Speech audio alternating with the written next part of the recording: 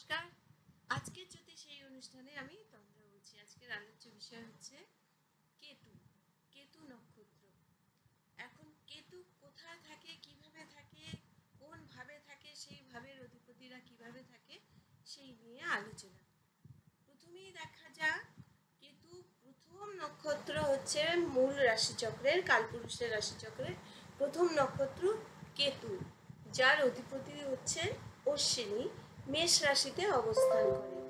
মেষ রাশিতে অবস্থান করে কালপুরুষের প্রথম রাশিচক্র হিসেবে এটা ইন্ডিকেট করে যে পৃথিবীর সৃষ্টির কারো গ্রহ হচ্ছে কেতু, যার জন্য তার অধিপতি গ্রহটি হচ্ছে অশ্বিনী নক্ষত্র। এবার অশ্বিনী নক্ষত্র দেখা যাক কোন রাশিতে রয়েছে। সেই অশ্বিনী নক্ষত্র রয়েছে অগ্নি রাশিতে, যার অধিপতি মঙ্গল।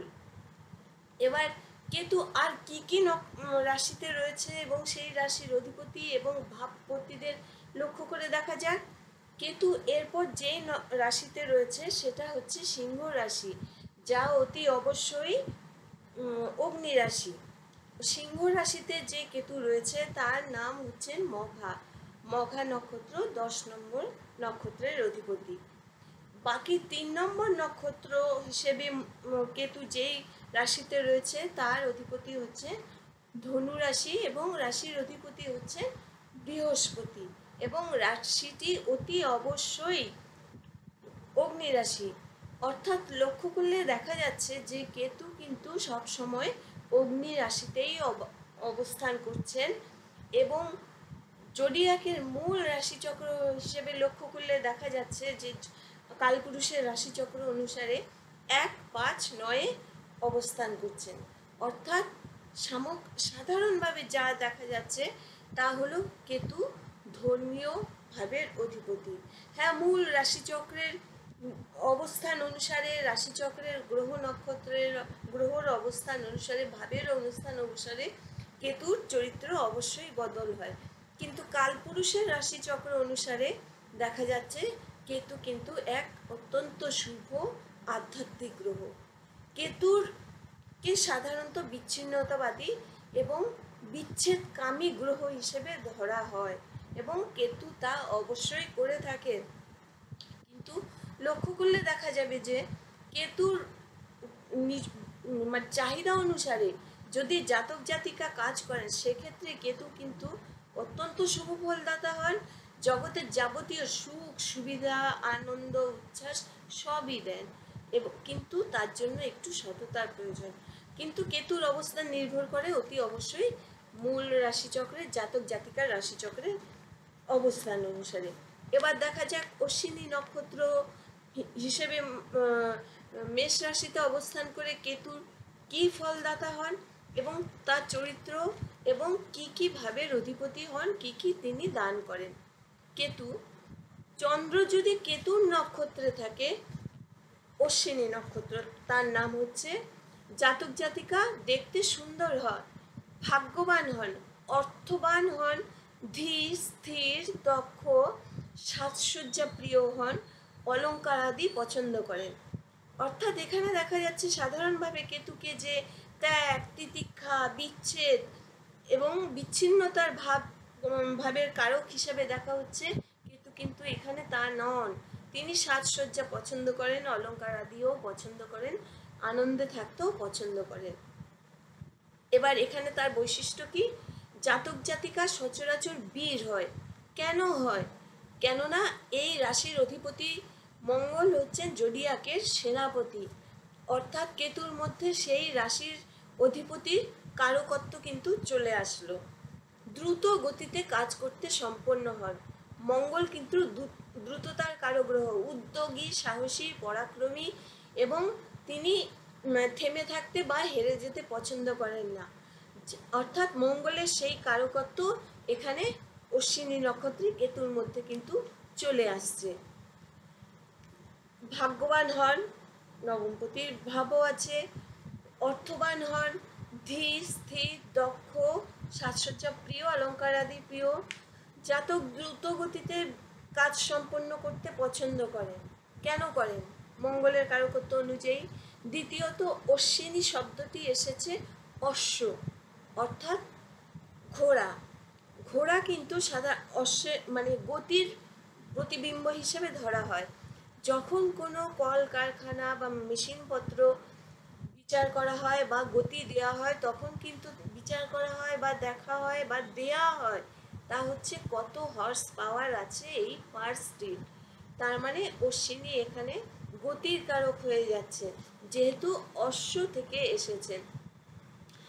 অবশ্যই আরেকটি গুরুত্বপূর্ণ দিক হচ্ছে, তা হচ্ছে চিকিৎসক হওয়ার যোগ।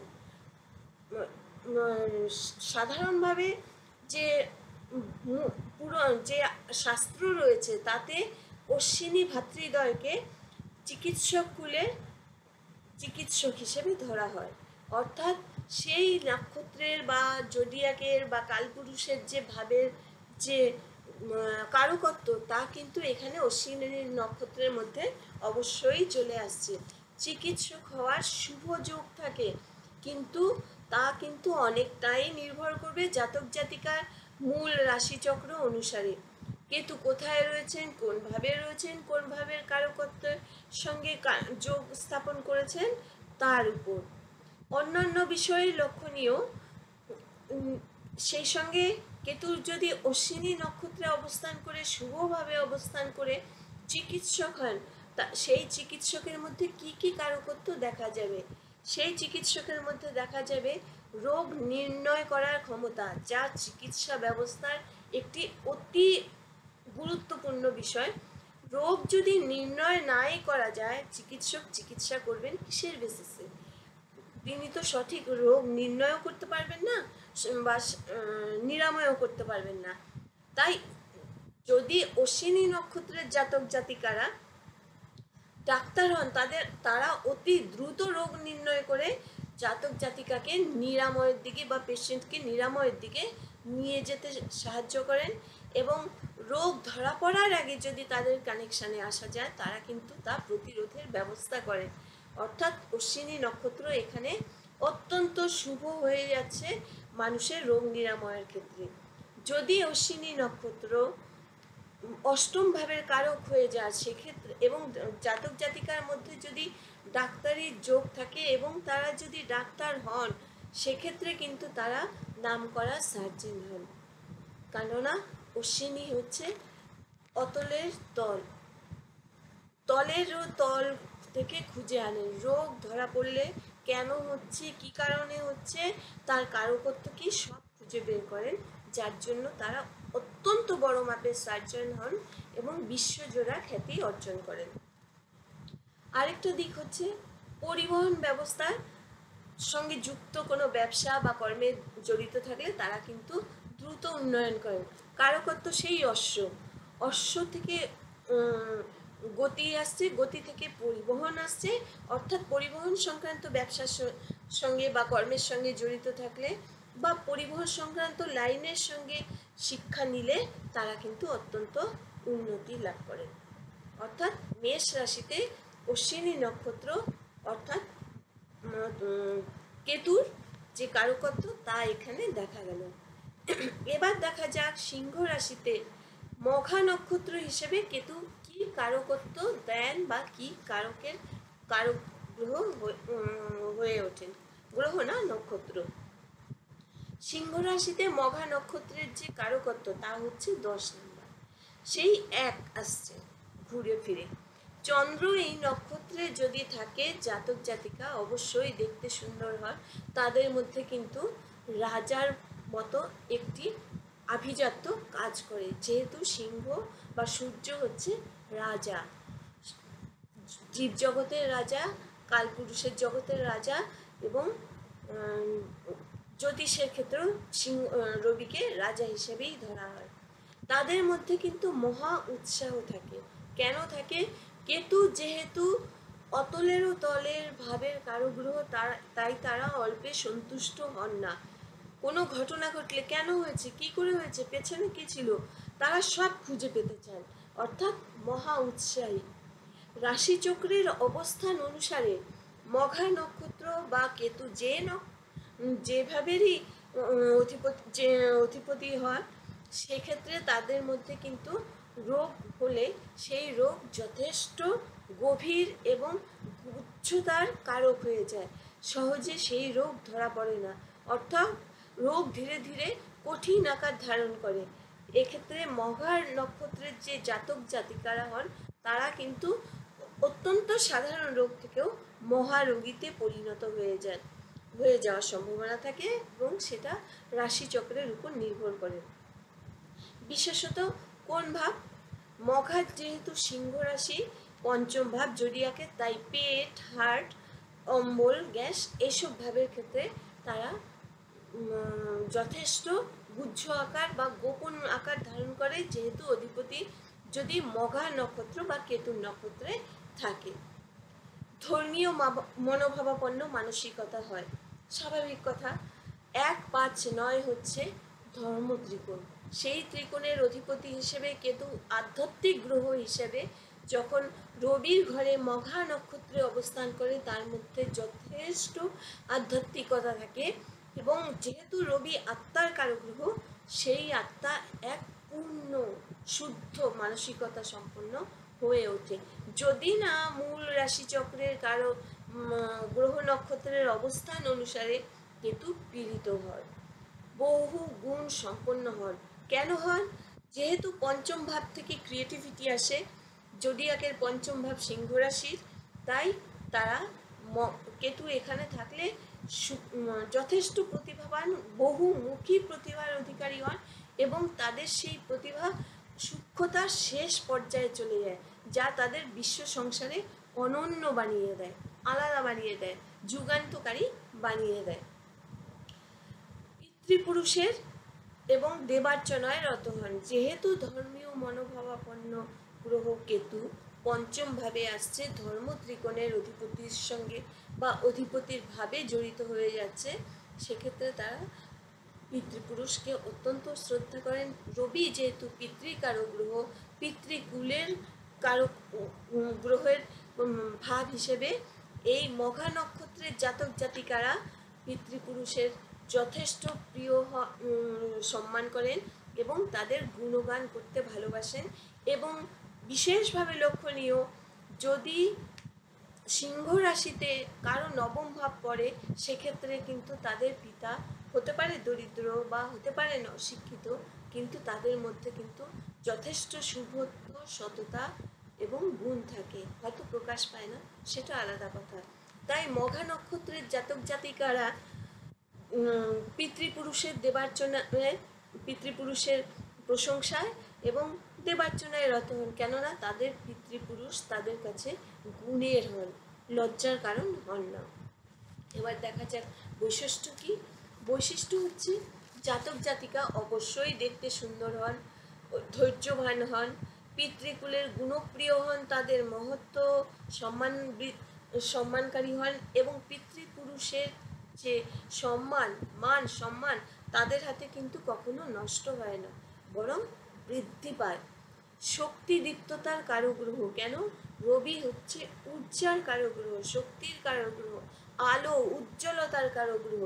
তাই মঘা নক্ষত্রের জাতক জাতিকারা উত্তমের চূড়ান্ত পর্যায়ে থাকেন, হার না মানার মানসিকতা তাদের মধ্যে তৈরি হয়ে যায়।